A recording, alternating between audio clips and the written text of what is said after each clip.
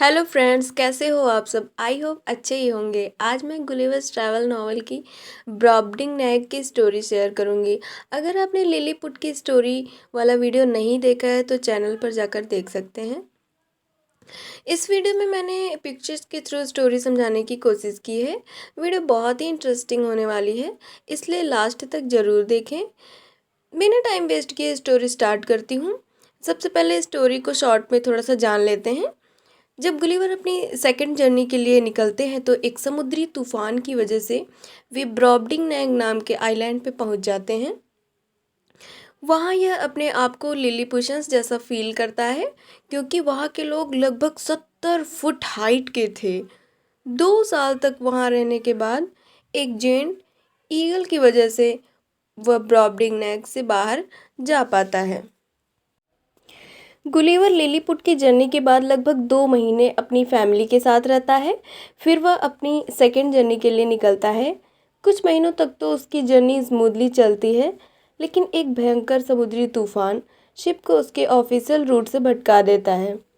बहुत ही मशक्क़त के बाद वे अपने शिप को कंट्रोल कर पाते हैं। सारे क्रू मेंबर्स बहुत थक जाते हैं। उनके पास जो भोजन था वह भी अब समाप्त हो गया था। वे पानी से घिरे हुए थे, लेकिन उनके पास पीने के लिए पानी की एक बूंद भी नहीं थी। सडनली उन्हें एक आइलैंड दिखाई देता है। वे अपने शिप को सी शोर पर फिक्स करते हैं। शिप का लीडर गुलिवर को और कुछ और क्रू मेंबर्स को पानी की तलाश के लिए भेजता है।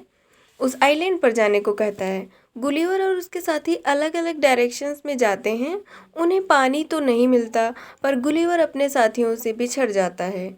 जब वह वापस समुद्र की ओर आता है तो देखता है कि एक जेंट सा ह्यूमन बीइंग उसके शिप को पकड़ने की कोशिश कर रहा है, जैसा कि आप पिक्चर में देख रहे होंगे। शिप के लोग अपनी जान बचाने के लिए गुलिवर को बिना लिए ही वहां से शिप लेकर चले जाते हैं। इस प्रकार गुलिवर ब्रॉबडिंग नैग आइलैंड पर फंस जाता है और अपनी लाइफ के 2 वर्ष वहीं व्यतीत करता है। ब्रॉबडिंग नैग में वह अपने आप को लगभग 20 फुट घास के बीच पाता है। वहाँ एक किसान खेत में काम कर रहा था।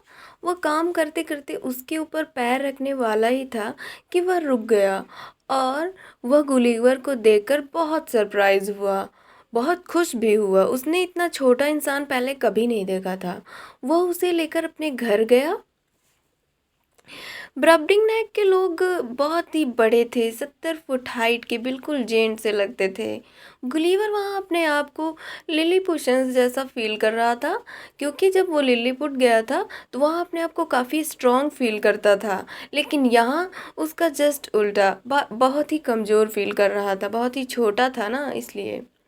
किसान के बच्चे उसके साथ खिलौने की तरह खेलते थे, उसके हाथ पैर हिलाते, उसको झूला की तरह झुलाते। किसान का जो छोटा बच्चा था उसे लॉलीपॉप की तरह मुंह में भी भर लेता था। धीरे धीरे वो वहाँ रहने लगा। उसकी किसान की जो बेटी थी ग्लमडम क्लिच, उसका ध्यान रखती थी। जैसे छोटी लड़कियां होती हैं ना, अपनी डॉल का ध्यान रखती हैं, उसे अच्छे से कपड़े पहनाती हैं, सब चीज़ करती हैं, केयर करती हैं, वैसे ही वो गुलिवर का ध्यान रखती थी। यहाँ किसान ने उसका एडवांटेज लेना शुरू किया, क्योंकि वह छोटा था। इसलिए किसान उसे पूरे शहर में घूम घूम कर परफॉर्मेंसेस करवाता, शोज़ करवाता और खूब पैसे कमाता। जब क्वीन को इस छोटे से इंसान के बारे में पता चला तो उसने फॉर्मर को महल बुलाया और गुलिवर को उससे खरीद लिया। किसान ने उसे यह सोचकर बेच दिया कि अब गुलिवर शोज़ की वजह से बहुत कमज़ोर हो गया है और कुछ ही महीने में मर जाएगा। क्वीन गुलिवर को बहुत अच्छे से रखती थी, अच्छा अच्छा खाना खिलाती थी और उसकी केयर करती थी। क्वीन ने ग्लमडम क्लिच को भी अपने साथ ले लिया अपने महल में, ताकि वो गुलिवर की अच्छे से केयर कर सके।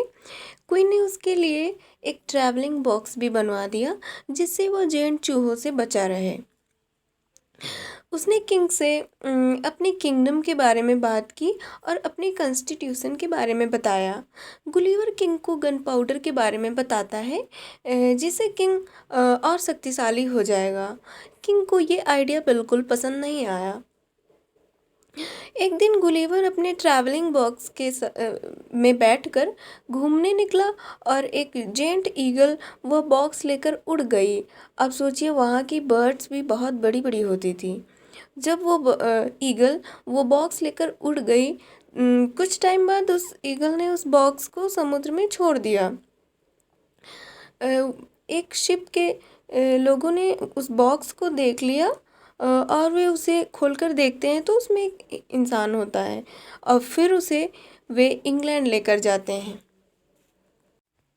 इस तरह से गुलिवर की सेकंड जर्नी कंप्लीट होती है। अब हम कुछ ऐसे इंसिडेंट्स जान लेते हैं जिनसे ब्रॉबडिंग-नेग में गुलिवर बहुत परेशान हुआ। सबसे पहला इंसिडेंस ये था कि उसका साइज़ बहुत छोटा था, तो किसान का जो छोटा बच्चा था वो उसके साथ बिल्कुल टॉयज़ की तरह खेलता था। कभी हवा में उछालता, कभी मुंह में भर लेता जैसे कोई लॉलीपॉप। एक और इंसिडेंस ऐसा था कि एक बार इस जैंट चूहों ने उस पर हमला कर दिया। फिर गुलिवर ने अपनी तलवार से उनसे लड़ाई की और अपनी जान बचाई। एक बार क्वीन के महल की जो डॉफ महिलाएं हैं, जो पहले से रहती थी, वो गुलिवर से जलने लगी थी, क्योंकि सारा जो है ध्यान क्वीन का गुलिवर पे रहता था। तो वे अपने हाथों से उसे नहलाती। कौन? क्वीन के महल की महिलाएं जो हैं उसे अपने हाथों से नहलाती, उसके कपड़े चेंज करती। तो ये सब जो है गुलिवर को बहुत इन सब चीज़ों से परेशानी होती थी। उसे बहुत शर्म भी आती थी, लेकिन क्या करता, है तो ह्यूमन बीइंग ही, बस छोटा ही तो है। एक और बार क्या हुआ था, एक जेंट बंदर गुलिवर को महल की छत पर उठा ले गया। उसके बाद जो है गुलिवर ने किसी तरह से अपनी जान बचाई। वहाँ के जो है जानवर भी उसी तरह होते थे, अकॉर्डिंग टू ह्यूमन बीइंग बहुत बड़े बड़े से होते थे। एक बार गुलिवर अपनी छोटी सी नाव पर महल के स्विमिंग पूल पर घूम रहा था। तब एक जेंट मेढक ने नाव पर छलांग लगा दी। इससे गुलिवर डूबते डूबते बचा। सोचिए, मेढक भी इतने बड़े होते थे कि अगर नाव पर छलांग लगा दे तो नाव डूब जाए। इस तरह से गुलिवर्स ट्रैवल का सेकेंड पार्ट भी कंप्लीट होता है, जो कि ब्रॉबडिंग-नेग की स्टोरी थी। थर्ड पार्ट हम जल्दी ही वीडियो के रूप में डालेंगे। अगर आपको स्टोरी पसंद हमें ज़रूर बताएं। Thanks for watching.